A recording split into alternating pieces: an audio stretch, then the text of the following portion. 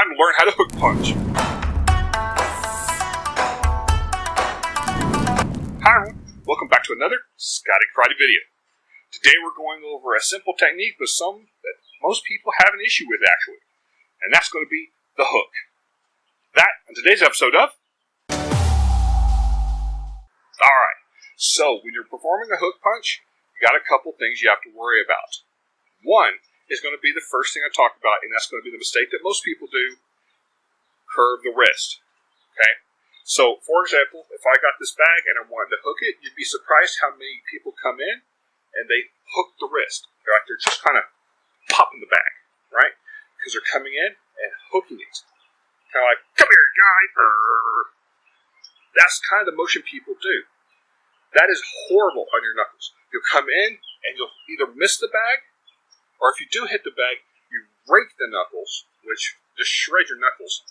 Or, the most dangerous one, and the one that I'm worried about you doing, is as you come in, that wrist is bent, and it's going to actually cause pressure because you're going to hit it with all your might, and it's going to pop your wrist, cause damage to your ligaments, or even break it. So we don't want to do that. Now, the real trick to any real good hook punch is keeping the knuckles in line with the arm. So, just like I would teach a new person off the street on how to do a proper karate punch, punch straight, you want that going right down the line, right? You want those two knuckles going straight through the arm. You don't want them bent because then your wrist will bend as you make the strike. If you've ever hit a bag or a makawara and your wrist bends and it hurts, this is what's happened. You got to work on that. You got to help prevent that. A hook is no different. So, you might be asking, how do I go from a straight punch where my bones are all in alignment to a hook? There's the trick. You got to use your body. So, classic 45 angle, right? And then instead of using your shoulder, right? This is another mistake a lot of people do is they throw their shoulder. Just like any martial art attack, you want to put your body into it, right? It's where your power comes from, using your hips. So, I want to take my hook, and I'm going to move my hips. Now you'll notice, this is extreme because I'm breaking it down, but I have my 45, and I'm using my hips to perform my hook.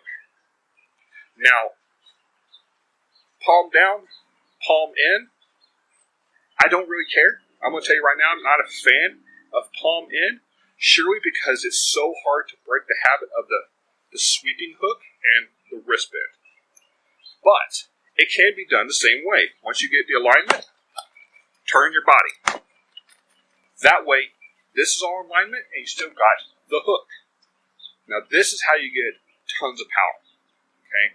So, in addition to 45, good alignment of your bones and your knuckles, and your hip turning, is you're going to pivot off the back foot, jumping, pressing forward.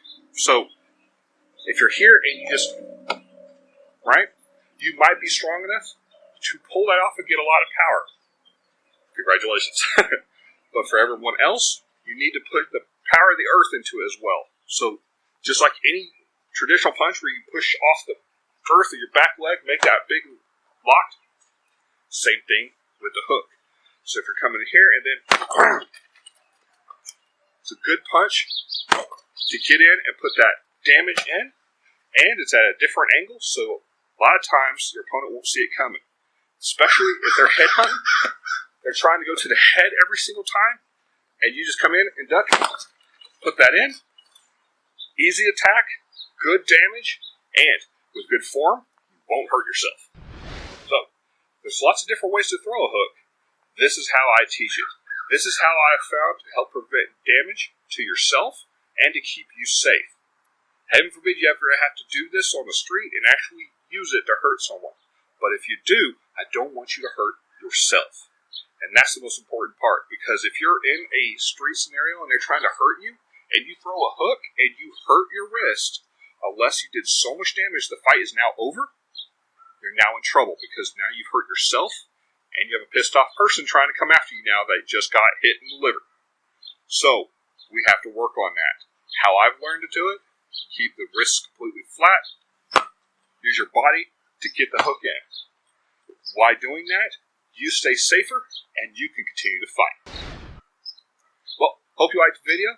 If you did, please like, comment, subscribe, and don't forget to hit that notification bell in the corner so you know when my videos are posted each week. And, as always, the more you train, easier the fight.